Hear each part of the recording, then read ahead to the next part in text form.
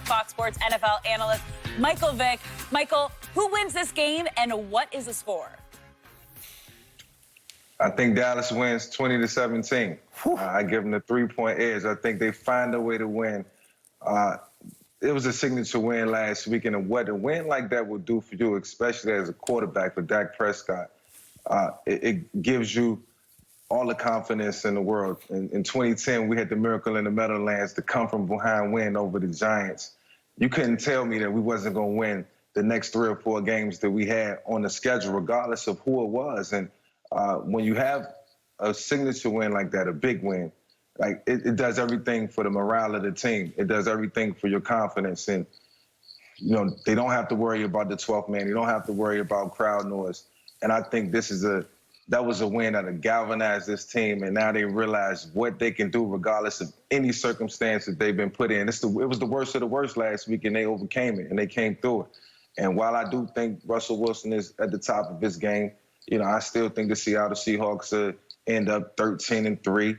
12-4 this season, but I think they're going to have to chalk this one up because Dallas is riding high. And I can't do anything but root for Dak Prescott right now. He bet on himself. He believed in himself. And Mike McCarthy said that they wanted to come out, score fast, early and often, and that's telling me that he's seeing something that he can come out and exploit against the Seattle Seahawks. So that got me excited, and that got me pulling for Dak and the Dallas Cowboys. Before you go, I got to ask my man Michael Vick one question. I love your prediction. I just can't see my Cowboy defense holding Russell Wilson to 17 points in Seattle, albeit with no fans. You got to explain to me, Michael, how can my defense hang in and hang on? You got second and third team players on the sideline, and what this is an opportunity for them to step up.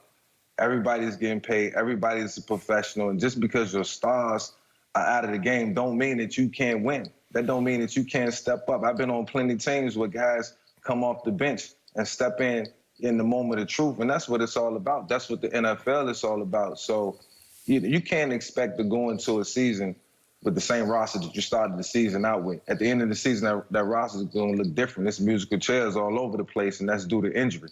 So guys got to step up. This is the time for them to step up. And when you watch how Dak orchestrated the offense and led the come from behind win, you know that anything is possible. So it's no excuses.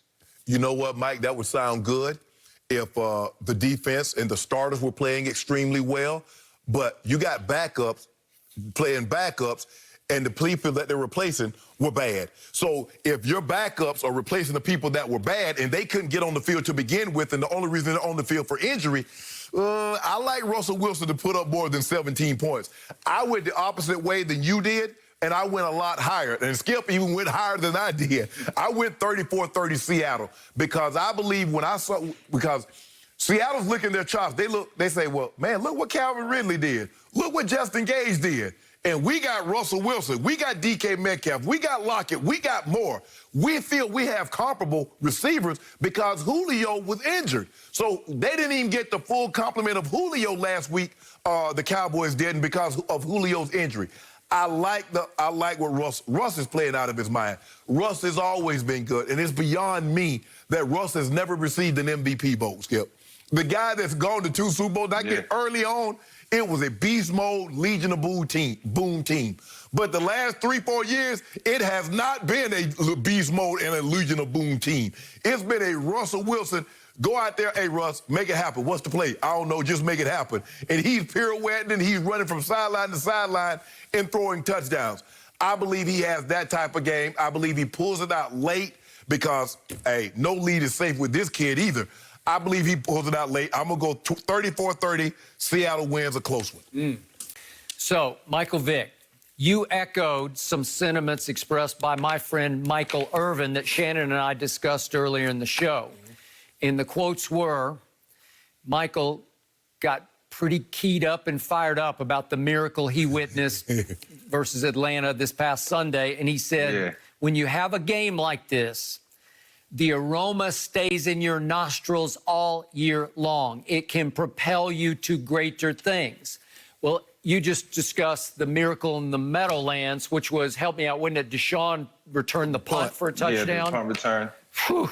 And it was 2010. it was miraculous. And then you guys go on a tear after that. Well, this is a tall order here. It's Russell at Seattle. There's not going to be any fans, so you don't have the 12th man to have to deal with. But I'm with you in the sentiment of this is going to propel you into this game. My quarterback Sunday put on a passing clinic. He can't be much better than that. 450 yards. He didn't miss a throw all day. Shannon makes the point, and it's a valid one. Atlanta's laying back a little bit. You're up 29-10 at half. You're not pressing anymore. You're kind of trying to prevent things from happening. It's what's your phrase? Nothing cheap, nothing deep. Yep. Okay, I got it. But he just kept on keeping on. He was deadly accurate. He threw no interceptions, which usually in desperation you do. And all of a sudden you look up and he got the impossible break at the end and he closed the deal. I believe he can outgun Russell at Russell, and he's going to have to.